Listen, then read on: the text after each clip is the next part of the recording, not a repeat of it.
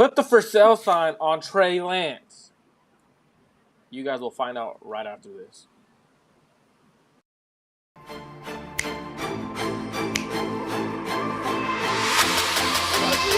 go get him. Let's go get him today, man. Let's go. Hey, dominate on 3. 1, 2, 3. Dominate.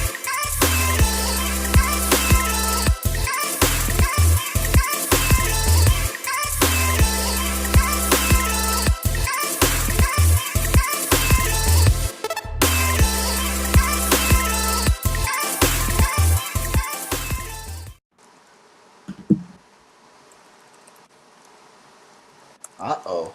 I think Marco froze, but it's He because froze, he's bowling up he with all is of this, too hot all of right this now. anger. Absolutely. Welcome back to another episode.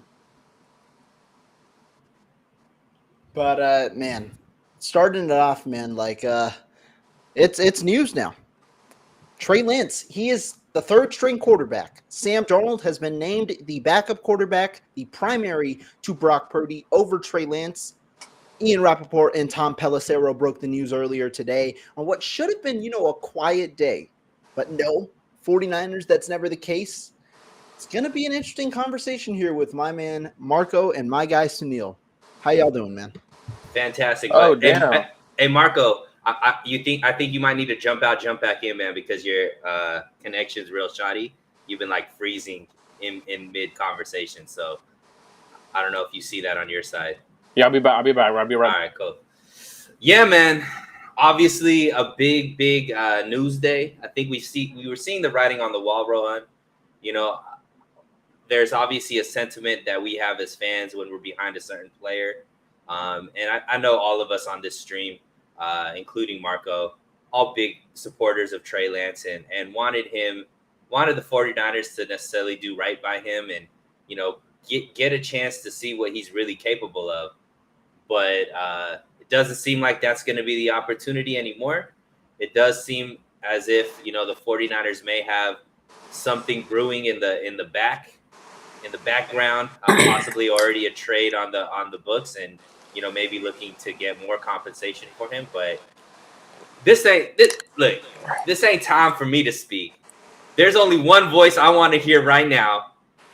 And that voice is Let's give Mr. him the Marco floor. Martinez of Clutch Gene Sports. Marco, give it to him. The way the 49ers handled this whole damn thing has been a shame. Kyle Shanahan and John Lynch legit put themselves on the hot seat. Within 2 years, if they don't win a Super Bowl, they're gone. They're gone. If you tied yourself, so what the 49ers should have done with Trey Lance is exactly what they just did with Brock Purdy. I give them props for what they did. If you really think Brock Purdy is the answer, the real deal, the chosen one who's going to save your franchise and win you a damn Super Bowl, then that's what you do. You trade Trey Lance. You get rid of him because you don't want the noise surrounding Trey Lance to bring pressure onto Brock Purdy because that's what it was. Let's be real. When Trey Lance entered the game last week, what did the fans do? They got loud. Why? The fans want to see Trey Lance. Why are the fans on social media, on Twitter, Facebook, reacting how they are? They want to see Trey Lance. The organization told the fan base, you know what? I can't win a damn ring with Jimmy Garoppolo. He's constantly injured, and his play, the traits he has, the physical ability he has, I can't win with him. You trade up, you go get a guy who has the ability. Instead, you don't develop him. You get rid of him. Right? You know who they keep? A young kid who has the same abilities as Jimmy Garoppolo. Essentially, you're telling me, I don't think Jimmy Garoppolo can win a ring with us, but I believe a younger Jimmy Garoppolo could win a ring with.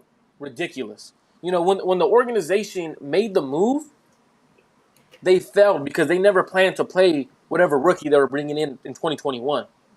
Now, according to Ryan Hensley from the Ryan G. Hensley show, he spoke to someone, and they said that the 49ers had made these plans to move off of Trey Lance prior to the training camp from the offseason. The moment the offseason started, that's a failure. You all know why?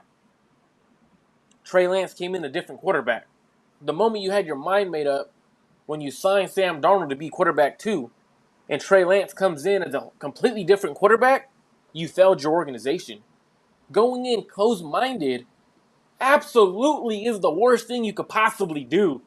You traded for this kid in 2021, 3 first-round picks. When everyone retires, when Trent Williams is gone and all those guys, you better hope you can make up for when they're gone. Because Brock Purdy is now going to have to carry a team. Because you used 3 damn first rounders to get Trey Lance. The 49ers, I'm saying it now, Kyle Shanahan and John Lynch just turned on their hot seat. And if they don't win a Super Bowl within the next 2 years, they will be gone. Now, let me say this, because we are getting new news from a very interesting presser that Kyle Shanahan's doing with KMBR. It is pre-recorded. It is pre-edited. Have they released it yet? It is released at 4:50, but they released the first clip. Kyle Shanahan on KMBR, starting about 10 days ago, Sam really started to separate himself from Trey. That is what Kyle Shanahan said. They haven't released the full interview, but here's I knew he was gonna react this way. Kyle's a bum for that. Let's be straight up. All right, I'm sorry, Rohan. Go ahead and say it. But everyone knew he was gonna react this way and say, you know what? I mean, we love him. We love Trey Lance, but it's not about how he reacted or how he played. It's Brock Purdy played really good. Get my head tripping. Go ahead, Rohan. You can read it though. But essentially, yeah, it's starting about 10 days ago, which puts in the timeline of the joint practices, puts in the timeline of the first preseason game. That was where Kyle Shanahan believed Sam Darnold separated himself. And I think when you look at the full discourse of how this offseason has gone, it's very intriguing. I'm going to go straight from the source. Matt Mayoko, who many view as the main 49ers beat reporter, the main 49ers guy inside the building, he said that after training camp, he said, going into camp, I believe that Sam Darnold had the edge on Trey Lance. After training camp, he personally believed that Trey Lance was the leader in the clubhouse for the number 2 role. Now, Kyle Shanahan did say the joint practices were important, but it's intriguing to say that starting 10 days ago, Sam really separated himself. I don't know if I buy that, just in general, just because when you look at the overall timeline, it's not that you're taking 10 days into account. In a matter of 3 months, you're taking the overall body of work. I think there are a lot better ways that he could have phrased this PR-wise. I'm not sure. This is a very intriguing move from Kyle Shanahan this whole week. Yesterday, on his lone media day of the entire week prior to the 3rd preseason game, what did Kyle Shanahan say? We're going to wait. We're going to wait until the first preseason game. For sure, a decision will not be made until the end of this week, until after this week is over. No and behold, he goes ahead. He says this today. He announces it today. And for those of you saying it's not announced by Kyle, guys, the reason this report's coming out is because Kyle told the quarterbacks. That's why the report's coming out. And you know what happened right away when he did tell the quarterbacks? I guarantee you, Trey Lance's agent, which is the same agent as Sam Darnold, said, "Hey, you know what? We got to get you out of here. You need to develop, and the only way you develop is on a different team." Yeah, and I mean, so I think we got to unpack because we're going through a lot of stuff, and we're just it just seems like a lot of just spewing of hate right now. And let me bring this back in, reel this back in, and let's talk about it and try to work through this. So first off, to mention, let's combat what you just said, Rohan, about why did Kyle Shanahan make that statement, and then immediately the next day, all of a sudden, this news breaks. I think Grant has the best take on it. Grant said that after that press conference, what he believes happened, this isn't sourced. He believes that the same agent that you mentioned, Sam Darnold and Trey Lance have the same agent, called the 49ers, called Kyle Shanahan and said, look, we're not doing this in the middle. You leading on both of my quarterbacks and not letting them know where they stand with the team. You have to make a decision so that we can make the right move for the other guy, right? So if Kyle Shanahan chose Trey Lance, I'm assuming Sam Darnold wouldn't have showed up to practice today, but they ended up choosing Sam Darnold. So Trey Lance didn't end up showing up to practice today. And I'm sure behind the scenes, Trey Lance has already requested a trade, and they're working on getting him off of the team, and it's probably going to be Purdy, Darnold, and then Brandon Allen as the 3 quarterbacks for the 49ers. So that's one. Two, about this decision now, there's a personal side of it because I'm a big Trey Lance fan. And then there's what this says for the 49ers, right? And Kyle Shanahan. Ultimately, what did we want to happen? We wanted Kyle Shanahan to finally make a decision, stop with all of this limbo and all that. And I think all of us are on the same page that it's not the decision that I wanted him to make, right? I wanted him to go with Trey Lance. However, that's not what he went with. And to your point, Marco, this probably is the right decision if you're 100% behind Brock Purdy, which it seems like this team is and Kyle Shanahan is. Now, I know that, you guys aren't as high on Brock Purdy, but and a lot of the sentiment is he's just Jimmy G number 2. However, I think he's already better than Jimmy G. He's more elusive and things of that nature. I But mean, also, we can't. hey Marco, let me finish, bro. Let me finish. Also, he's still extremely young. When we saw Jimmy already being developed by the New England Patriots. He was what he was. To say that Brock Purdy can't get better at his age, but somehow Trey Lance can get better, that to me is unfair to Brock Purdy. I think that both of these quarterbacks need development. Now, is Trey Lance's ceiling higher than Brock Purdy's? I would probably say yes. However, there's no guarantee that Trey Lance was ever going to reach that ceiling here with the 49ers. And I think that right now, the decision is, whether you agree with it or not, is I want to go with what I trust. I want to go with the floor versus the ceiling.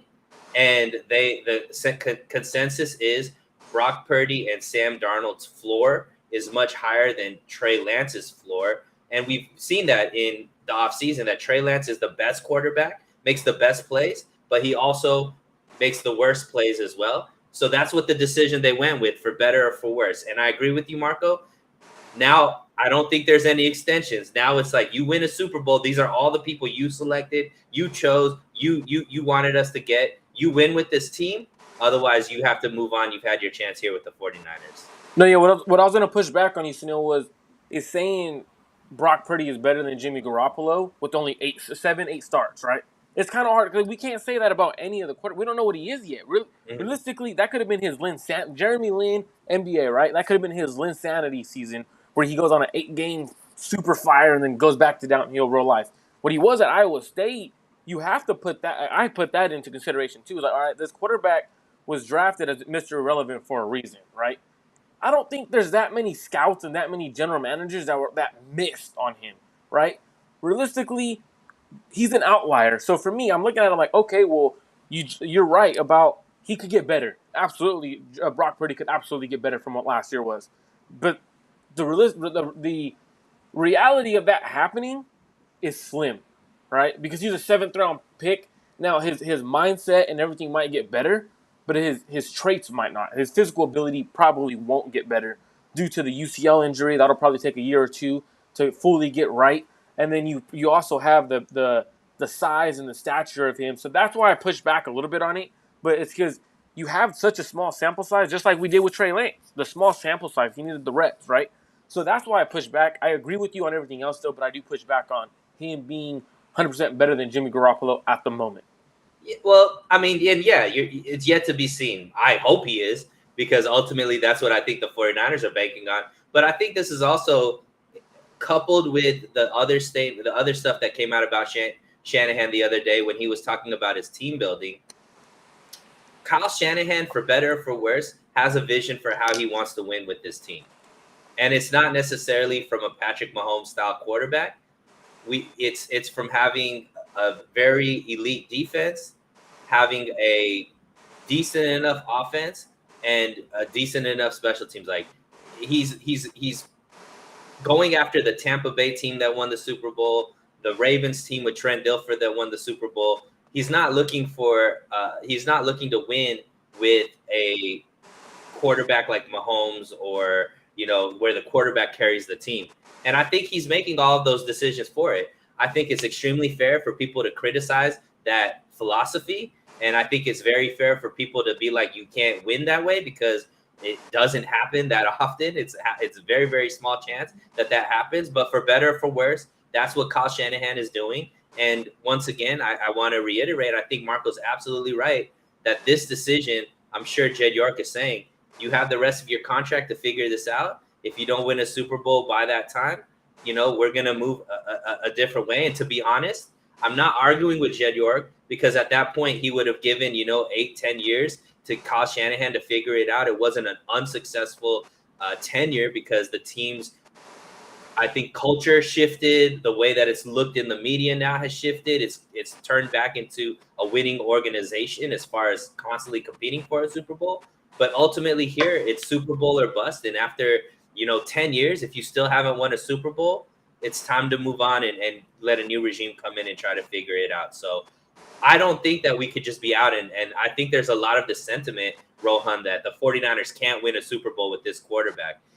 If that's the case, now it's time to find out, because I don't think anybody could confidently say that, for all the reasons that people are defending Trey Lance. We don't know enough about any of these quarterbacks other than necessarily Sam Darnold to make a statement either way.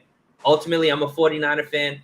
I'm wearing the captain's jersey right now because they sent him out there like one of those pirates at the end of the ship, just like, yo, take this for the team type of thing. But ultimately, now it's get 100% behind Brock Purdy. Hope that he could stay healthy the whole season and see what he could do, because obviously the team looked really good under him last season. Now, here's my kind of take on the situation is different kind of than both of yours. I know Marco has his take. Obviously, he's not afraid of any smoke. Suneil, you have your level-headed take. My take on the situation. I like how he throws in Suneil, you're level-headed, but I got the smoke. You emotional, Marco. You emotional, Marco. I see what you No, did, the emotional takes, the what emotional you kind did, of response does always bring out the most genuine takes, which is exactly what we want on this show. Oh, so now I'm fake? Now my take's fake? Okay, I'm eating my own words here. I'm going to shut up. But no, talking about what I think here, the 49ers, when they got in this situation this offseason, my main issue is, one, personally, I thought that Trey Lance outplayed Sam Darnold in training camp and in the preseason combined. That's kind of my main argument.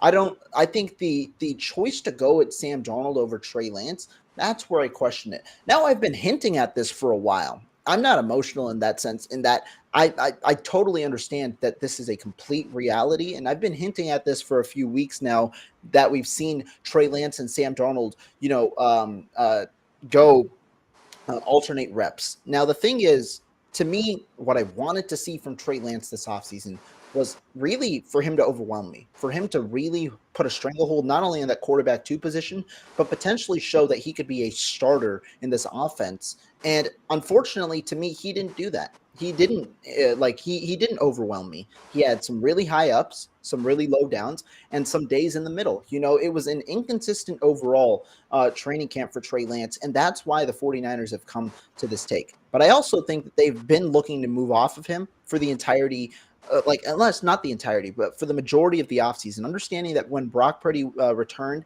healthy, I think that that was a realistic possibility, a completely realistic possibility. They've been shipping him even back in April. They've been looking at a potential Trey Lance trade for a good portion of time.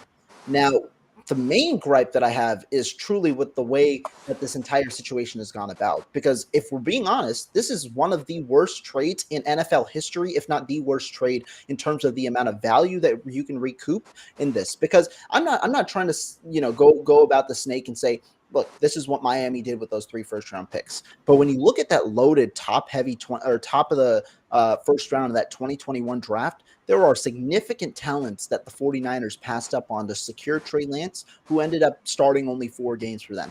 You can say the same about the 2022 and 2023 first-round picks, where, you're losing significant value. And I understand the 49ers have drafted very well elsewhere to where they've still managed to sustain a significant roster. But truly, ultimately, that does not matter unless you have a Super Bowl in your hands. You can continue to develop and sustain talent and continue to draft well in certain rounds. But if you can't capitalize on the most important pick of the entire draft, then that is an issue. And the 49ers failed to do that not only in one draft, but in the 2021 draft, the 2022 draft, and the 2023 draft that hampered their potential ability to reach a Super Bowl, be it with Trey Lance, Jimmy Garoppolo, whoever it was, be it at quarterback. That is my main gripe with this situation and why this is ultimately one of the worst trades ever in NFL history. When you look at the amount of draft value, when you look at the precedent the 49ers set, trading up from 12 to 3, this is more value than any other team had given up in a similar move up. And this is not the first time we've seen some team move from 12 to 3. We saw the Kansas City Chiefs move up from 27 to 10. We've seen teams move into the top 5 for a similar thing, for a quarterback. We've seen we've seen significant jumps in the first round. But the value returned has clearly not been there for the 49ers, and that is going to haunt them, especially if they can't close out the Super Bowl window, which I have said is going to extend for the next 2 seasons before they're going to need some level of a reset from their current core of players before moving on. That is my main issue. My main issue isn't with necessarily this offseason, because I do believe that Trey Lance personally hasn't proved enough for me to be comfortable in saying, yes, that is your quarterback too. I also don't think Sam Darnold has moreover won the job. I thought that Trey Lance slightly was better when thinking about the entirety of the work that Trey Lance has put through in comparison to what Sam Darnold's put through. I understand the situation to go through it, but really my gripe with the situation is the overarching theme where the 49ers screwed up. And I'm going to 100% agree with everything Rohan just said, because Rohan was preaching right now. The way he said how this is arguably, right, and I'm not going to say this is I'm not going to say Trey Lance is a bust just yet, because his career's not over, right? There's a lot of people like, oh, it's the biggest bust in NFL. No. His career's not over, right? So I do agree this is the worst trade up in NFL history. And the reason I think that is because when you trade up all that draft capital and you take the guy that you know is going to need time to develop, and instead of actually giving him that time to develop, you're like, I don't know about that, big dog. Hey, I drafted you, but hoping you could develop on the practice field. Like, that's not going to work. It's never how any quarterback works. So I 100% agree with you. I do want to ask you guys a question. Do you guys put this more on the organization, or do you guys put this on Trey Lance for how he has not developed? Because I 100% think it was organization malpractice. If you're going to take a quarterback who needs the reps, and everyone knew it, he was the youngest, the rawest quarterback that you can mold. And we all thought that's why Kyle got him. It's moldable clay, right? I think the 49ers failed Trey Lance. I don't think Trey Lance failed the 49ers. The 49ers failed Trey Lance. Yeah, I mean, I think that, once again, Marco, I love you, and I think you're smarter than me when it comes to football takes. But I think this is emotional, bro, because it's revisionist history. If you look and I'll explain. Let's talk about what actually happened in the 3 years that Trey Lance had. Year 1, he was coming off of not playing football for a whole year. Like you mentioned, youngest quarterback coming from D2, was only averaging 16 throws per game at NDSU. They tried to give him opportunity to really win that job away from Jimmy Garoppolo, who had just taken the team to an NFC Championship game the year before. And in that Chargers combined practice, he didn't look good enough to where the team would buy in that Jimmy G could be backup to this kid, right? And it's not abnormal to have a young quarterback sit behind a vet for a year and then start him the next year. That second year, it was all Trey Lance. He was the bona fide starting quarterback. They locked Jimmy out of the practice facility. They did let him in, he wasn't even practicing with the team. He was on the sideline doing all that. Trey Lance had all the first team reps in training camp. Trey Lance was the bona fide starter, and the goal was to start him for the whole year. Unfortunately, his first game was in a monsoon. The second game, after 3 plays, he had a season-ending injury. If it was just Jimmy G coming back and he played that whole year, I have no doubt in my mind that Trey Lance would be the starter this year. He would have gotten all the offseason and all that. But that wasn't what happened. Brock Purdy, another rookie, came in and had a really, really remarkable run. He won a bunch of games, won 2 playoff games. The team looked really, really good underneath him. And so at that point, even Trey Lance at the end of last season was doing interviews saying, I know I'm not QB1. I have to earn this position from Brock Purdy. He deserves to be QB1 right now because he's won with this team. He's done more with this team than I have. That was Trey Lance's own words. Now, where I think there's fair criticism, Marco, is the way that they've handled this offseason with what I would have done different than what they did was, okay, you bring in Sam Darnold because obviously we don't know what Brock Purdy's health is, right? And you need a viable backup quarterback. But I'm treating Trey Lance as my QB1. And till Brock Purdy gets healthy, I'm treating Trey Lance as my QB2 and giving him those reps based off of that's the view of mine. Unfortunately, that's not what they did. But ultimately now they've made a choice. Their job isn't to develop Trey Lance anymore. Their job is to develop Brock Purdy. And I think that's what this decision is basically saying, that our focus now is on Brock Purdy. We're going to just stick with the veteran as our backup quarterback. And obviously they're looking to, probably move Trey Lance. But I think that this narrative that the 49ers haven't tried to develop Trey Lance is a little bit revisionist history, because ultimately they've treated Trey like other teams have with a young quarterback. The only difference was another quarterback stepped up that they didn't expect that played really, really well with this team. And that usually doesn't happen. Okay, I'm going to ask you a quick question. Follow-up. What do you mean by, you're saying how other teams have treated quarterbacks similarly? That's exactly what I was going to ask. My bad. A lot of teams have drafted a rookie quarterback, sat him behind a veteran that for a year, and then made them the starter the next year, which is exactly what the 49ers did. That's what I meant. Like, there's a lot of teams that develop their rookie quarterback that way. And just so everyone knows in the chat, when me and Suneil are going back and forth, it's nothing personal. Me and my boy right there. Just I've seen people like, oh, I already seen 2 comments. I'm gonna ask you a question because I know I love the follow up that Rohan had. Which quarterbacks are you talking about? Because the only quarterbacks that come to mind are Aaron Rodgers and Patrick Mahomes, and those are Hall of Fame quarterbacks. So if we're really looking at quarterbacks that have sat behind a QB1 and then came in after that and actually have succeeded, there hasn't been that many. There isn't ones you can name off the top of your head and like that dude. I could mention that, like, guys that. So I could mention guys that didn't start straight up from year one in recent memory. Jalen Hurts, Lamar. But he was getting reps his first year, wasn't he? They ended up starting him because that starting quarterback ahead of him wasn't winning games, right? That wasn't the case with Jimmy G. They were making a playoff push. So that's what I'm saying. It's a different circumstance. If Jimmy G if the team wasn't about to make the playoffs, wasn't on that run that they were doing under Jimmy G, don't you think that Trey Lance would have come in? I think he would have. But all of those, and so you wanted me to mention names. We're seeing it with Jordan Love right now. Lamar Jackson wasn't a starter week 1. Jalen Hurts wasn't a starter week 1. You mentioned Patrick Mahomes. You mentioned Aaron Rodgers. It happens a lot. That's what I'm saying. It happens a lot where the starting quarterback, that rookie, doesn't start week 1. It's actually more of a newer phenomenon where they're starting these rookie quarterbacks immediately because they're a little more pro ready and all that kind of stuff. But even if you go farther into history, a rookie isn't usually the week 1 starter when they're drafted, even if they're drafted in the first round.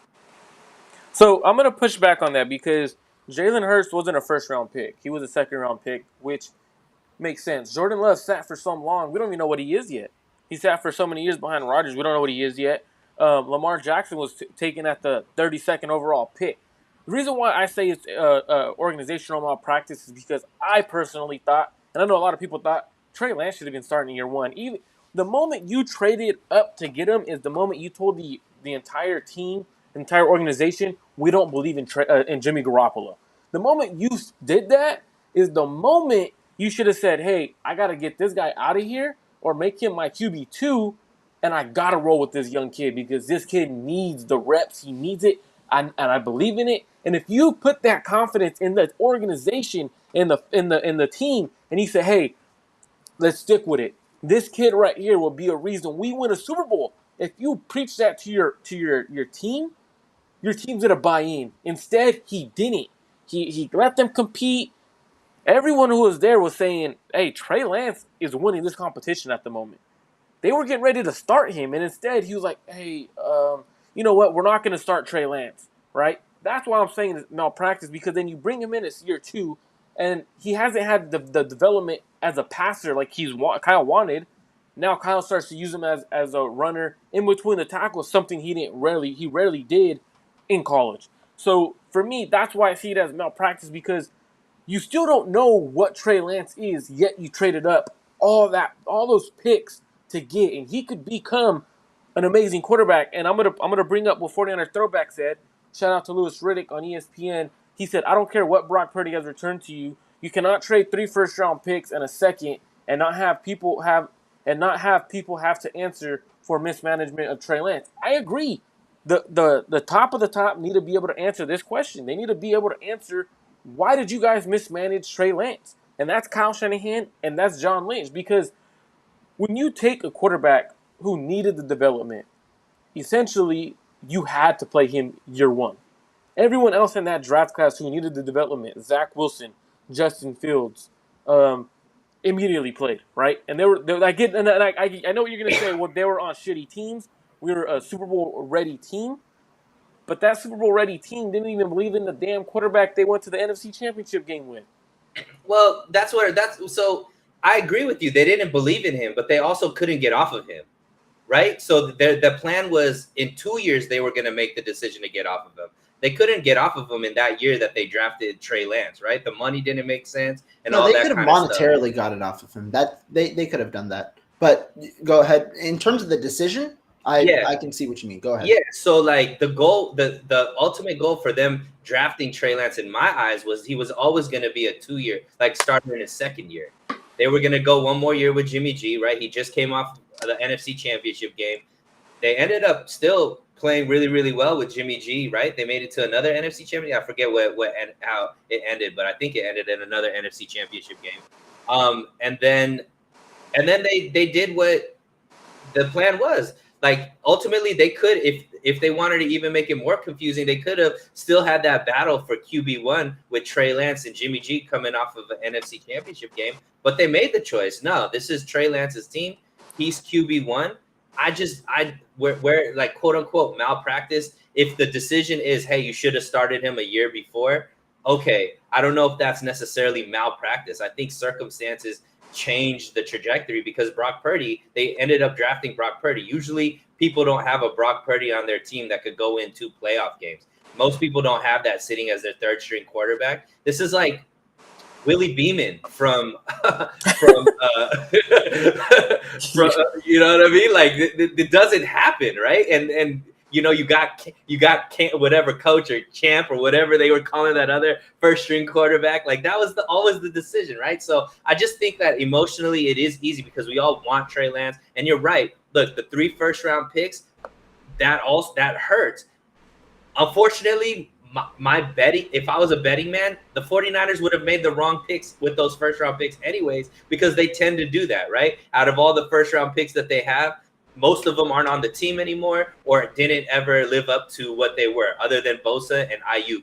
Those are the only 2 that have kind of lived up to a first-round draft pick out of the people that they picked in the first round since 2017. So, yeah, but you still want to have that chance at least.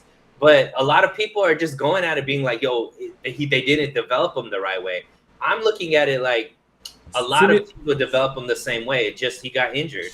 So if you were to develop Trey Lance, and I want to hear your method of, if you were to develop him, how would you have gone about it developing him? Would you have used him as a runner in between the tackles, or used him more as a play action kind of quarterback, or how would you have developed him, and to make it not Kyle Shanahan's fault on how he developed him? I don't know. I don't know about that. Like, to be honest, I don't know. I don't necessarily think that Kyle Shanahan was making him between the tackles runner. I think he got injured on a play between the tackles, but that wasn't necessarily how they were quote unquote developing him. I think if you looked at the rest of that game plan when Jimmy G went in, because that was only after the 3rd play, the first 15 plays are scripted. All of them were really passing plays and things like that would have been called for Trey Lance. So I think that ultimately we're still nitpicking based off of what happened versus seeing the bigger picture of what was the plan moving forward. So If he didn't get injured, I don't think that we would be looking at Trey Lance in his second year as Kyle Shanahan was developing him like a running in between the tackles quarterback. Now, I will say this because I think that this is an intriguing statement, and I'll preface it with what I'm going to say, and then go ahead with my take. I think that if any quarterback in this 49ers situation of Zach Wilson, Trey Lance, or Justin Fields were placed in the exact same situation, it ends up in the exact same result. I think the only Absolutely. quarterback who would have been immune to this was Mac Jones, and I have other reasoning for this. Now, talking on the way the 49ers would have developed it, I'll say this. I didn't hate the first year plan. I didn't hate it because I thought, given how other people around Trey Lance spoke that it would be helpful for him to sit 1 year, then that could be a case. However, the thing that I didn't like about what the 49ers did was their indecisiveness to remain in two different worlds. They thought that they could really win the best of both worlds when in reality that hadn't been done in the past. And it's not only just staying with Jimmy Garoppolo and allowing Trey Lance to develop. It's the inability to move off one way or another. The 49ers' disdain for Jimmy Garoppolo was very clear. In 2020, first of all, they were very linked to Tom Brady, eventually decided to remain with Garoppolo. In 2021, they went first for Matthew Stafford, struck out because the Los Angeles Rams came in and swooped in at the last minute, and they went as low as looking to sign Andy Dalton and backup level quarterbacks, understanding that they were going to make a trade up to number 3 and select a quarterback. They were going that low. It's only after not being able to agree to a deal cheap enough for a backup quarterback of their liking that they decided to remain with Garoppolo. The 49ers issue is they were never committed to going through and executing the plan that this amount of draft capital would have required. That is the area where I have an issue with them. I don't have an issue with them because the plan going into it was the real issue. The execution of it, went along as they thought. Trey Lance sit 1 year, Jimmy Garoppolo play. But the plan itself, that is my main issue because that plan is not sustainable, especially when you're involving as much draft capital as the 49ers did. If you are trading 3 first-round picks to move up to number 3 overall, or sorry, 3 first-round picks to move up from 12 to 3 overall, you need to make sure you're committed to that quarterback because there is no other situation in the entirety of NFL history that a team has gone up like that, gone forward with the quarterback, and not given them the keys to the franchise in a way. And I think the biggest issue that the 49ers did was, guess what? It's, again, living in this two worlds, but too scared to enact in either world. What do I mean by that? Well, guess what? They didn't end up getting Stafford. They didn't end up going ahead and signing a backup quarterback for Trey Lance. And the other part is they traded up a full month ahead without knowing who they were going to select at quarterback. That was the biggest issue of all of them. You cannot go up a full month ahead without fully knowing which quarterback you are going to select. Teams don't go up doing that. Teams go up saying, guess what? This is my guy. I'm going to go ahead and get him I'm going to go ahead and get that guy. But they were afraid that other teams, hence the Carolina Panthers, who were in talks to acquire number 3, and other teams were going to leap them, that they made the impulsive decision to go up to number 3 and trade the most that any team has ever done in a trade up. That was the issue with the plan. That was the thing where once you submitted that trigger, once you pulled the trigger on that, you had to be fully committed to that plan. The 49ers did not. Instead, they stuck with their old plan of trying to live through two worlds, and they executed that one, but it was the wrong decision, and that is why the 49ers are currently where they are right now. Absolutely. So I'm going to go through some chats because the fans that are in the chat, appreciate every single one of you guys. Make sure you guys subscribe to all of the channels. We got So Real Suneil in here, Rohan in here, and myself. Make sure you guys are subscribed to each of our channels. Really appreciate it. So I'm going to go through it real quick, just fly through. Franchise has peaked without a good QB. Kyle can't find one. He's proven that over 7 years. So many good legit QBs came into the league since Kyle took over. Robin Pratt, I hear a big boo fest coming Friday night by the fans. That would be very interesting if the fans do boo when Sam Darnold comes onto the field. I would be like, whoa. I think it'll happen. You think so? Mm-hmm. Yeah, absolutely. Fans are emotional, man. And Trey Lance had the fans, man. People were behind him. So ultimately, this is I genuinely, for however way I'm not defending, but I understand it. I genuinely felt sad when I saw the report. Like, dang, this is happening to Trey Lance. Like, I really wanted him to be here, but ultimately, like, I agree with it or not, I think we're finally seeing what Kyle Shanahan's vision is for this team. We have Jay. Y'all just scared about Tom Sula, but we are still not winning a Super Bowl with Kyle when he's aiming for a Brad Johnson. The way Kyle came out. The most interesting part about this comment is Kyle literally came out like a few days ago or whatever, like that article or whatever. Like, yeah, the kind of way I see it is I'm not looking for an elite quarterback. I'm looking for a quarterback and he named a couple of quarterbacks, Trent Dilfer and stuff like that, and named like teams. Is he trying to win a Super Bowl with a roster that has like a quarterback that isn't as good, but has a stacked defense to be like, yeah, my offense did that? See, Marco, I don't think it's that. Do you remember when Kyle Shanahan in 2017 did the press conference when he first took the job? One of the things that he mentioned was he was hesitant to take the job initially because they didn't have a franchise quarterback. And I think that Kyle Shanahan understands that his biggest weakness is evaluating the quarterback position. I don't think he's good at it. And I think he knows he's not good at it. So when he's looking at, I think a lot of people are looking that he's only looking for this mid quarterback because it's an ego thing and all this kind of stuff. I just don't think Kyle Shanahan has that ability of knowing what a good quarterback looks like. If a good quarterback is with him, he's going to make that good quarterback look great.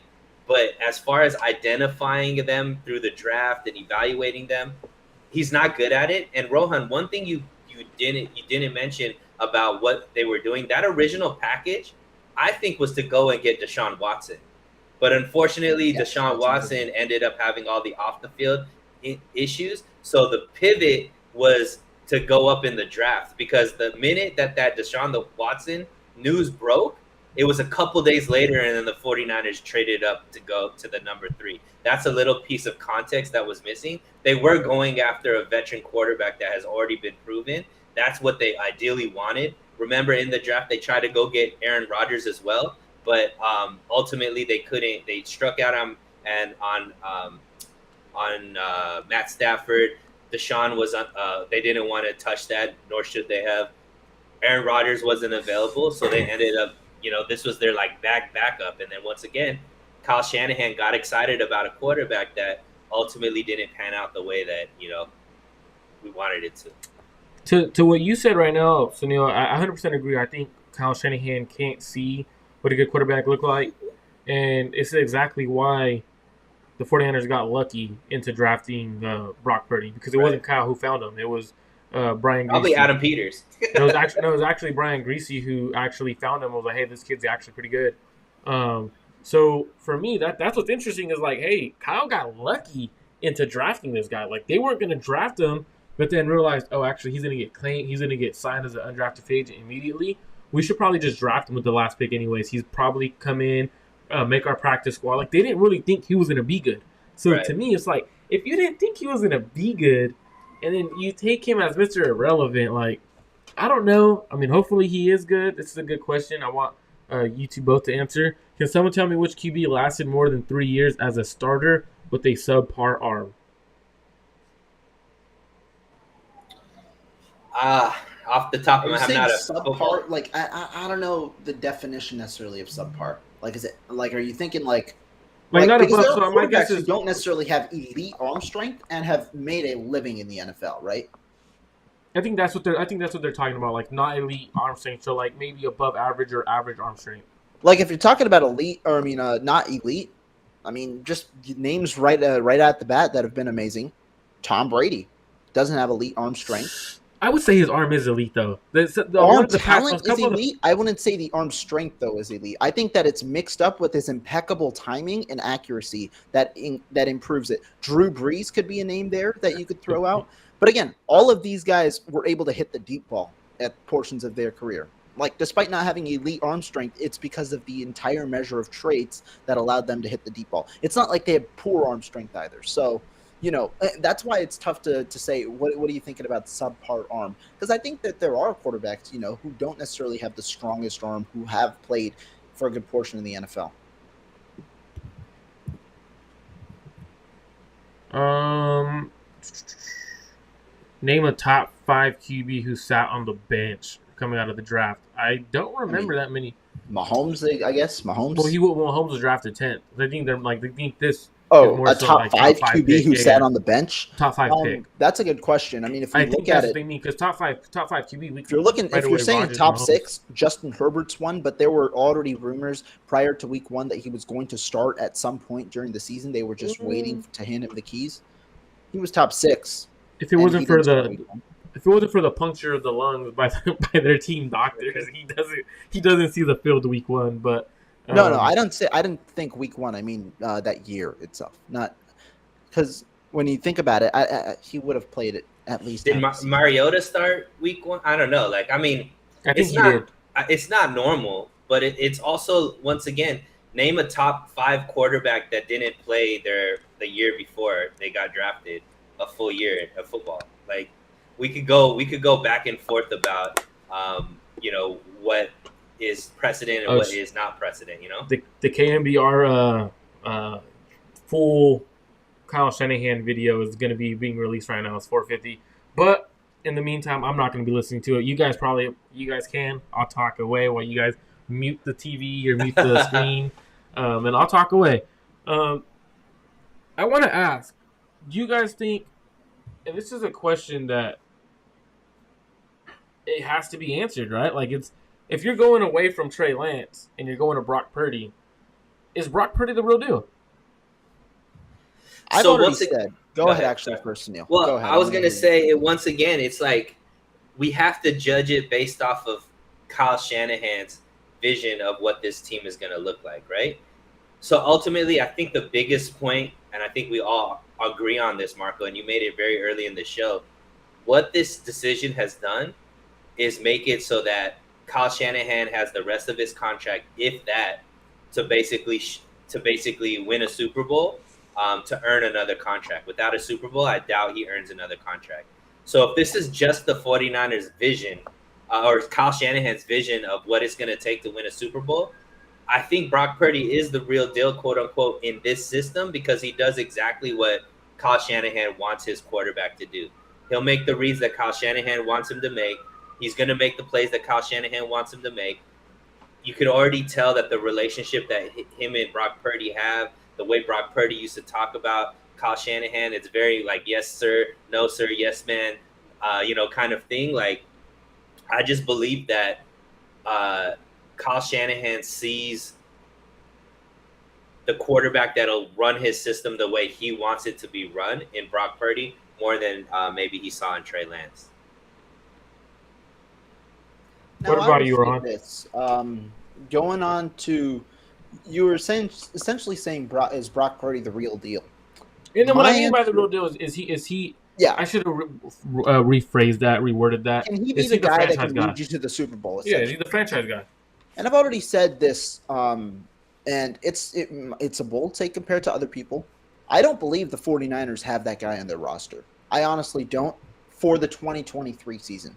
I think if you placed either of these 3 quarterbacks at the moment, like, my point is, I don't feel confident in any of the 3 quarterbacks that the 49ers currently roster to win them a Super Bowl at this moment. That is my take on it, and some people will disagree. Some people believe Brock Purdy's that guy. Some people believe Trey Lance is that guy. At this point, based on what I saw this offseason and based on what I've seen so far this preseason, I don't believe the 49ers have that guy. I think they can get there in terms of getting to the Super Bowl, getting to the NFC Championship. I don't think that they have it all. I don't think they have what it takes to win it in 2023 with the quarterback options they're currently presented. That is why I ultimately think that it is a realistic possibility that Kirk Cousins is the 49ers quarterback in 2024, regardless of whether fans want to hear it or not. That is something that I've put out there on the timeline before. But as for this year specifically, I am not confident in either of the 3 quarterback options based on what I've seen thus far in training camp and preseason.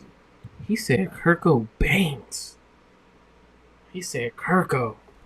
He said, hey, yo, Kyle, call Kirko. Oh, my God. Kirko, I also, Marco, don't think that the quarterback is going to be the I agree. Like, we said this on the show, I think, last week when we did the show together. I said I don't think any of these quarterbacks are the franchise quarterback. I personally think that the roster around this quarterback is going to make any one of these quarterbacks look successful, and primarily Christian McCaffrey. I think Christian McCaffrey is the perfect running back for a Kyle Shanahan system, and he makes the game so much easier for anybody that plays quarterback. So, do I think this team could win a Super Bowl with Brock Purdy or Sam Darnold?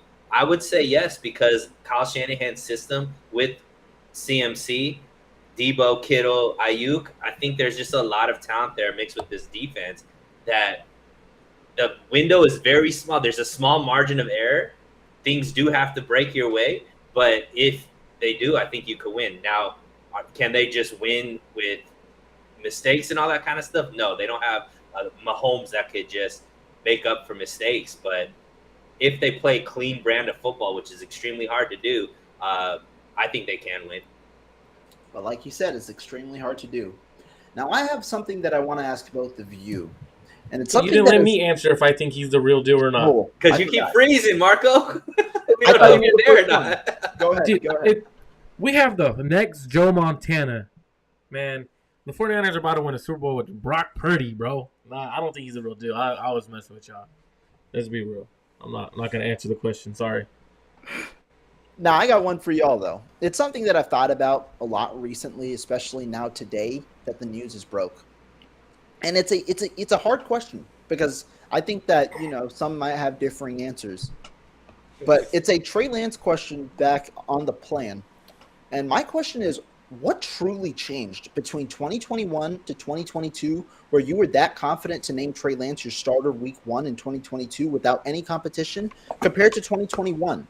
What truly changed? Like, did Jimmy Garoppolo make any significant change in his career in 2021 that made you want to move off of him that year? What truly was the deciding factor? Because in 2020, Garoppolo was coming off an injury, right? It's not like he had a good 2020 season. He had arguably his worst year in a 49er uniform apart from the torn ACL year because he was injured for half the year. He had a high ankle sprain. He continued to recurrently have those lower body injuries that had plagued him early in his career with the 49ers as well. He's essentially coming off that season without experience with that in that specific year.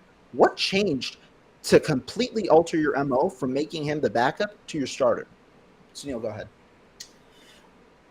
I don't think that anything changed. I think they've been constantly trying to replace Jimmy Garoppolo every single offseason, and they just didn't find the right quarterback to do it.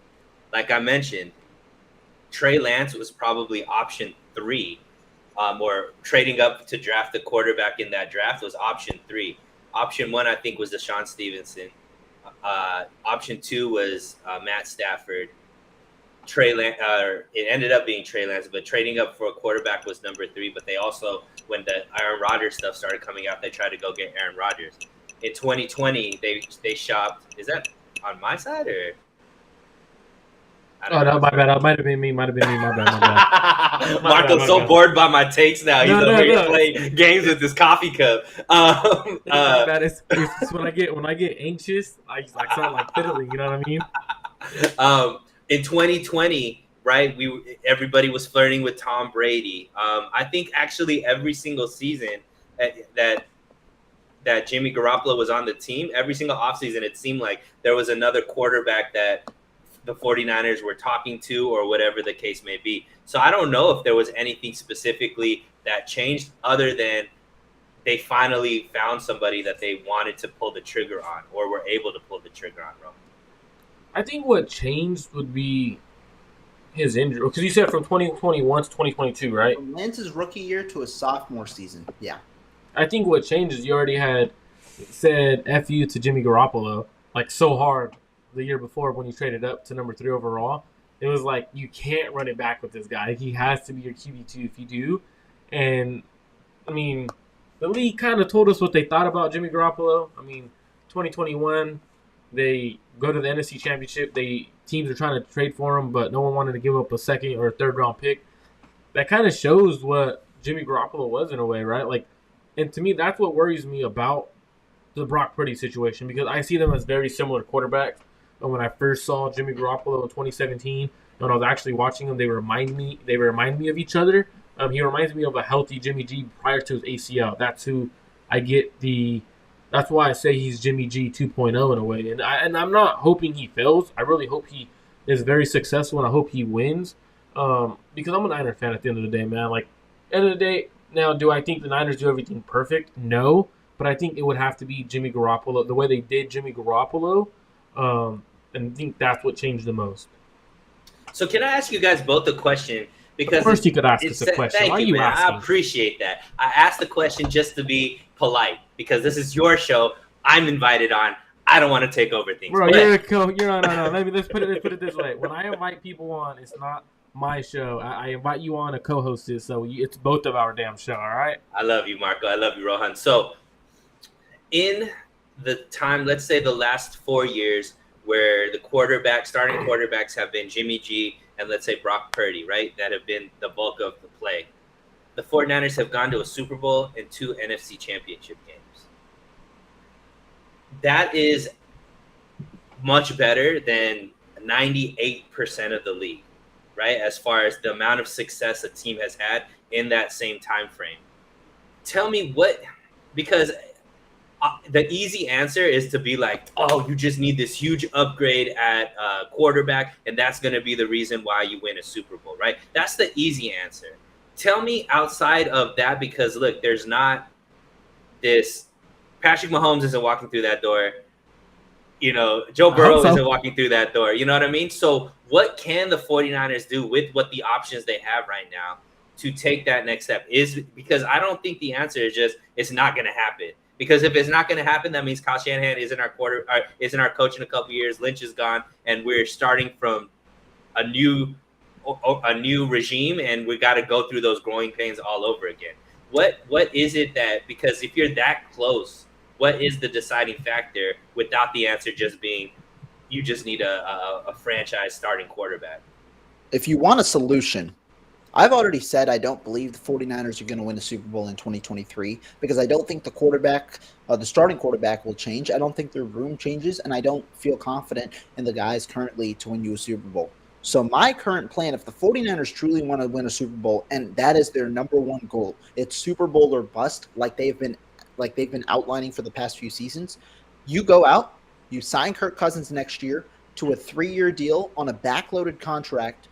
And guess what? That means his cap hit for the first year is not going to be that expensive. You're going to guarantee him a lot of upfront money, but his cap hit won't be that expensive. 2024 is the last year in this window where you can truly go out and try and get a Super Bowl. Why? Because 2024 is the last year where you can stomach both Brandon Ayuk and Deebo Samuel on your roster. 2024 is the last year where you're not going to have to cut an exodus amount of players out of your current core to make space, to make cap space. Because next year is when you see the 49ers continually doing what they're doing, they're pushing money in the back, but they don't want to push too much money back, which means there are certain years where they're just going to have to take the brunt of the cap, and that might be next year where you have 6, 7, 8 players making top of the line money, and that is at the peak of their contracts. So next year, I honestly think the number one way for you to win a Super Bowl is to go out and sign Kirk Cousins. That is the number one way I think the 49ers win a Super Bowl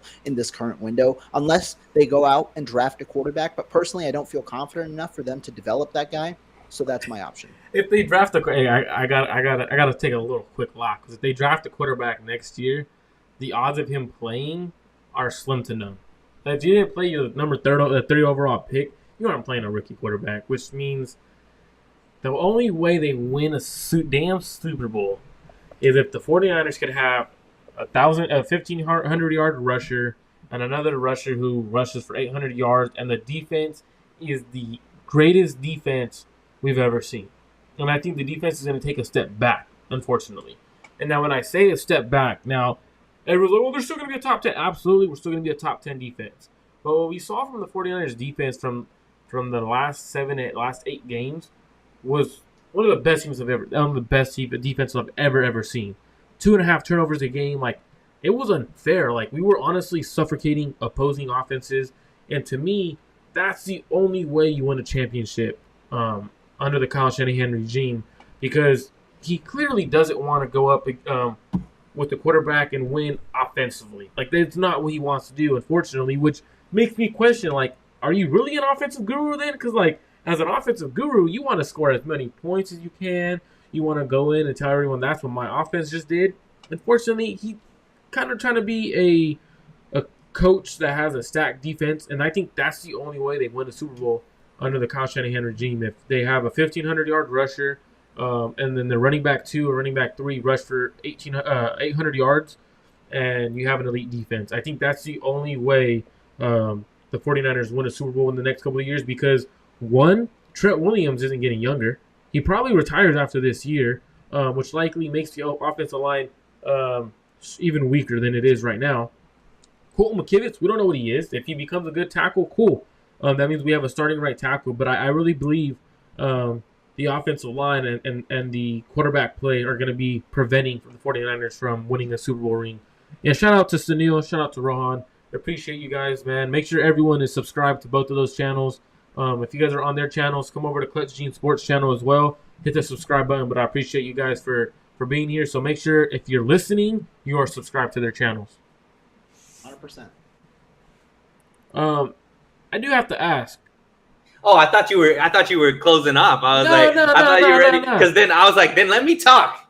Let me talk. Go ahead. So, Hey, talk your talk, man. All right. So here's where once again, I'm just like, I'm looking off, and I think you guys are way better at analyzing the X's and O's than I am. But I'm just looking at what the numbers and what I saw, right? These are all feelings, maybe a little bit of facts. The 49ers under Brock Purdy were scoring anywhere from 28 to 31 points per game. You say the defense is going to take a step back, Marco.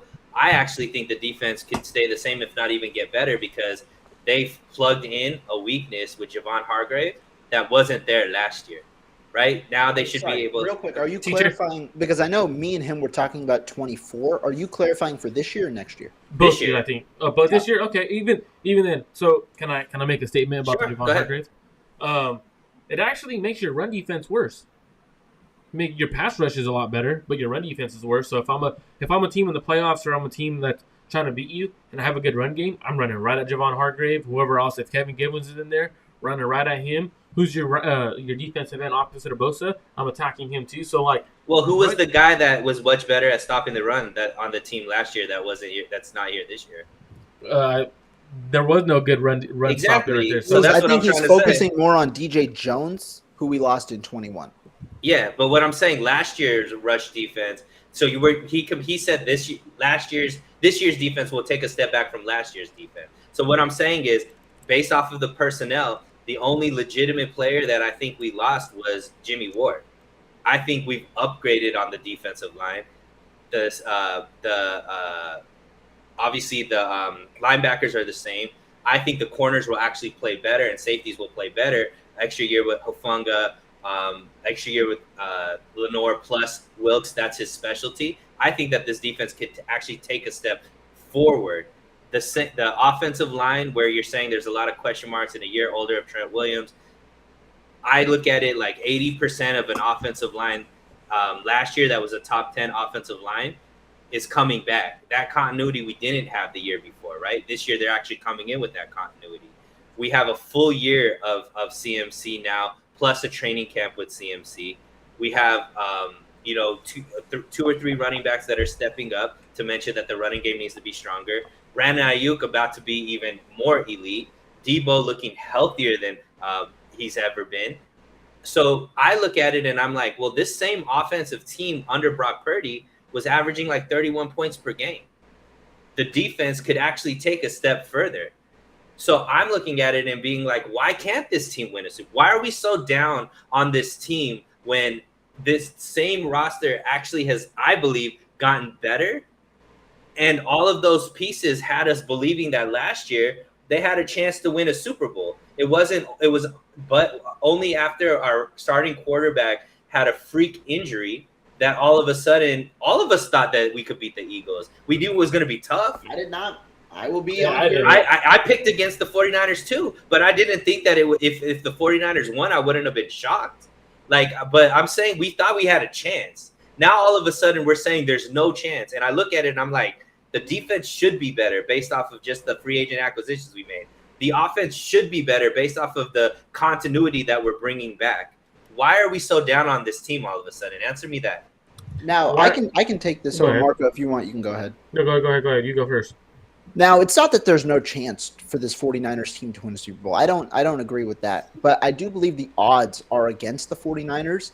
And I thought that as well last year in the Eagles game. And if the 49ers had advanced, I would have probably picked the Chiefs to win that game as well. I think, though, this year when you look at this team overall, it's a variety of factors. One, I thought the quarterback ceiling last year was higher at the beginning of the season to where I thought the 49ers had a chance to win the Super Bowl. Because if you're talking about Trey Lance and his development through 17 weeks, which we've already seen, glimpses of improvements through just 2 weeks of the preseason. If you talk about his development through 17 weeks, that was why I was that's why I was high on the draft pick when the 49ers selected him, and really would have been high on many quarterbacks. Unfortunately, the injury occurred. And from there, that's when I thought the championship window had gone thrown out. Brock Purdy, Jimmy Garoppolo both had some rejuvenation periods and really rushed some excitement back into this team. But still, thought the 49ers would fall short.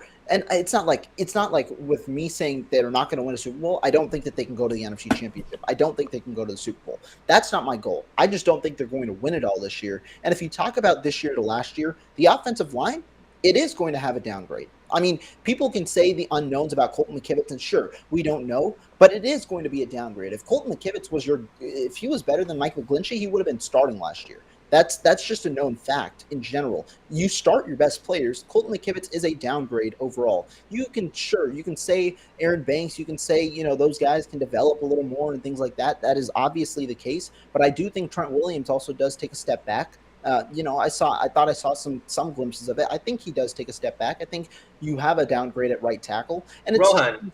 Yeah. He's the number 3 ranked player, 4 ranked player in the NFL last year. What signs have we seen that he's taking a step back? Hey, I'll step in and mention it too.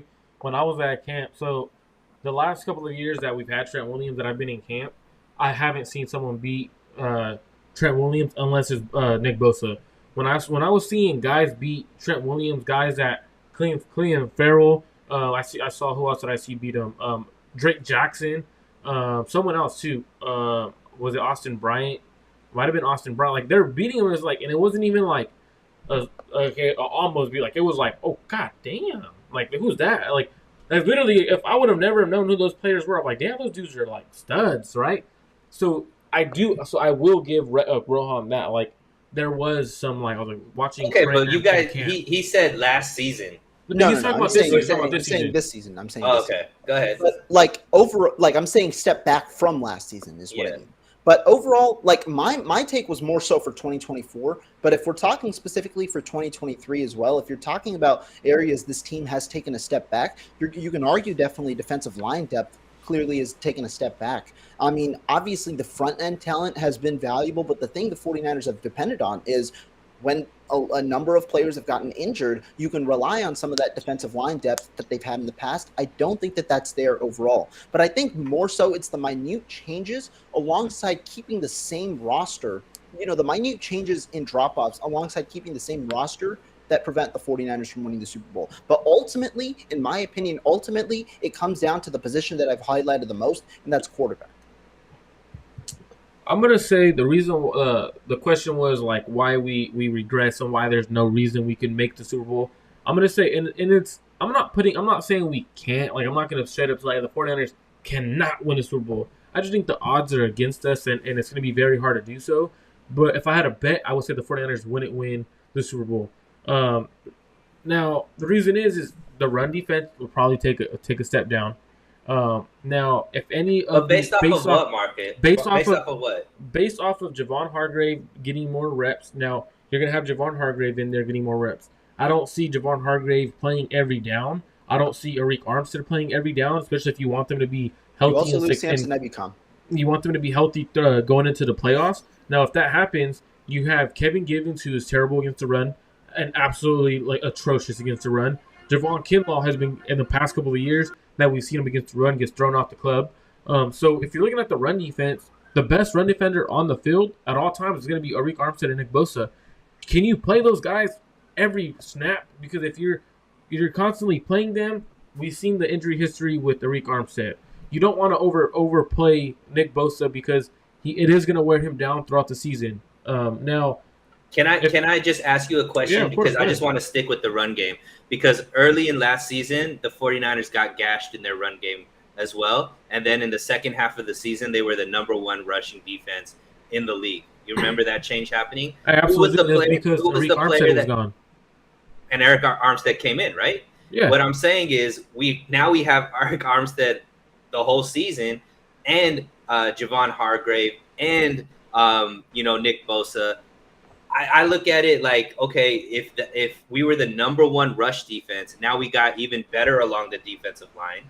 All of those backup players you mentioned were the same players that were here last season as well when we were the number 1 rush defense. So what is it about? I'm just trying to. It's Javon Hargrave. It's straight up Javon Hargrave. He's not a good run stopper. So he's worse than who was starting last season. Yeah, absolutely. As a run defender. Who was starting over him last season? Who was the guy next to Arik Armstead that's better at rush defense than Javon Hargrave? Javon Kinlaw was one of them. He was a better run defender. So he's still on the team. But he's not going to be your starter when he's in the when you're on first downs. You're most likely going to have a lot of teams running the ball on us on first downs because Javon Hargrave is in. Javon Hargrave, a great signing, great player as a pass rusher. The reason why the Philadelphia Eagles went and drafted what was it, the kid from Georgia, not Carter, the kid before Davis, was because Hargrave wasn't a good run defender. They wanted to put someone in there to help the run. So for me, great signing as a pass rusher, but the defense is going to take a step back in the run defense. Javon Kinlaw in the last 2 years, even though how he's better, he wasn't a good run defender. He never has been in the past, and since he's gone to the NFL. Kevin Givens isn't a run defender. Your third string defensive tackle, Ty McGill, if he makes the roster, is a better run defender than the other 3. So for me, we're looking at it like, well, the run defense is going to struggle. So that means if your run defense struggles, that means your defense is on the field a lot longer. Now, that means your defense will probably regress from a number 1 defense to somewhere around, I would say, probably 7 to 10.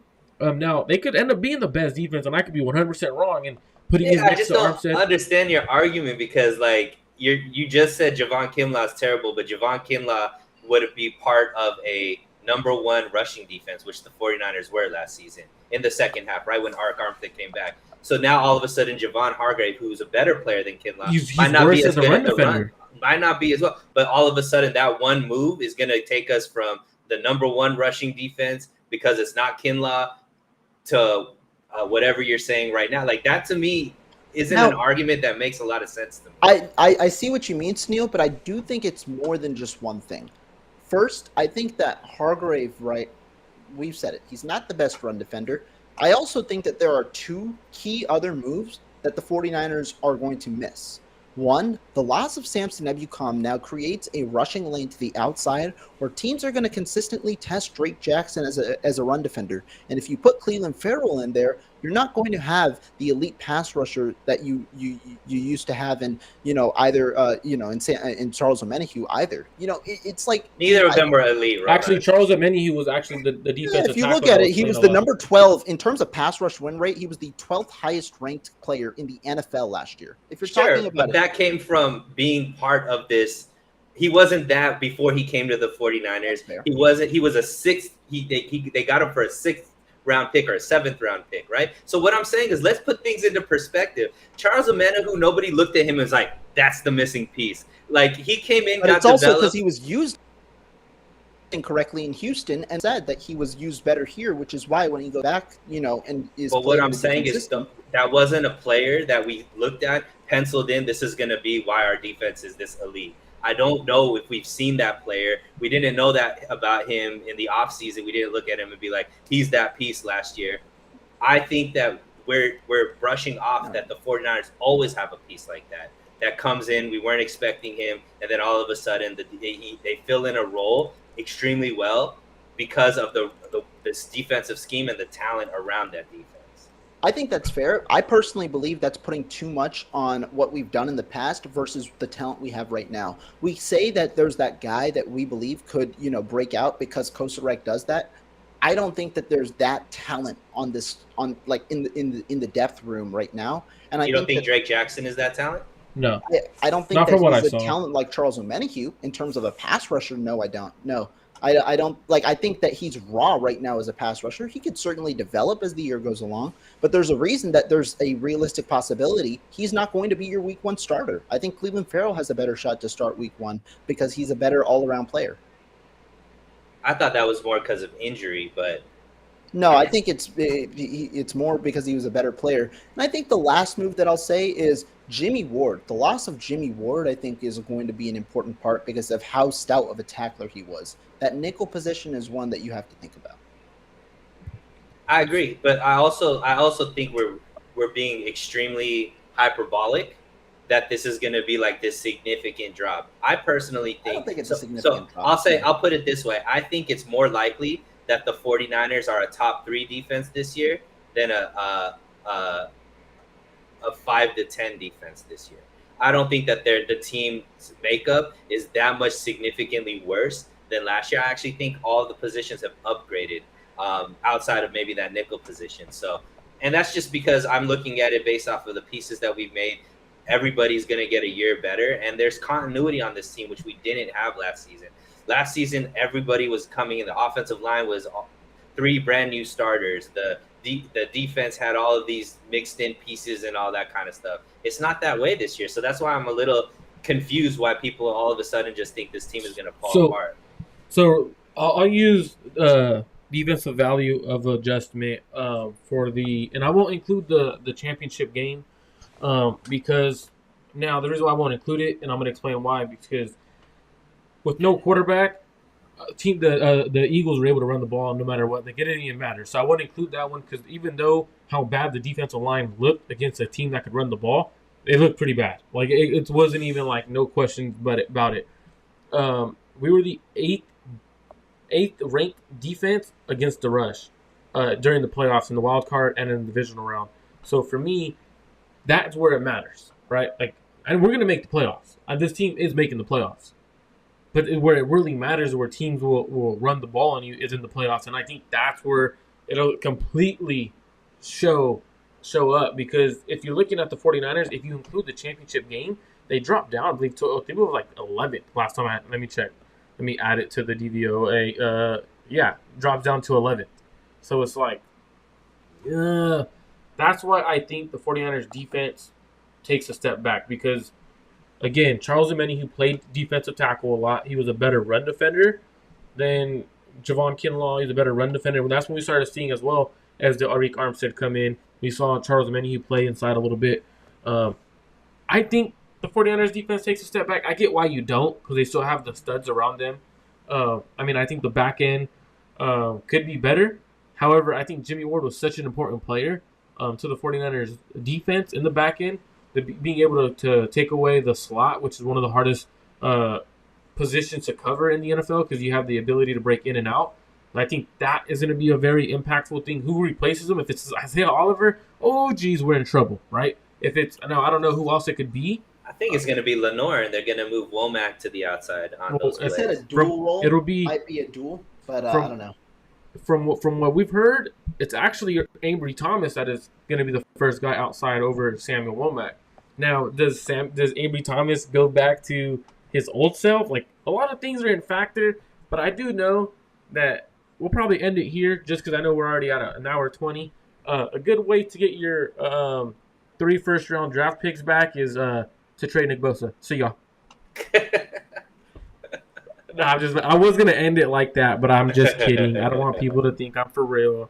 But that's the topic for another day on extending Bosa. But hey, I appreciate you guys for tuning in. Shout out to Suneil and Rohan for hopping on with me. Make sure you guys subscribe to Suneil and Rohan's personal channels. If you're on their channel, come to Clutch Gene Sports personal channel and make sure you guys subscribe to there. You guys got anything going on y'all want to plug this week? Anything happening? Now, how close are you to 500, Marco? I'm like at 4. I want to say 420 to 425. I haven't checked since a couple days ago, since Monday.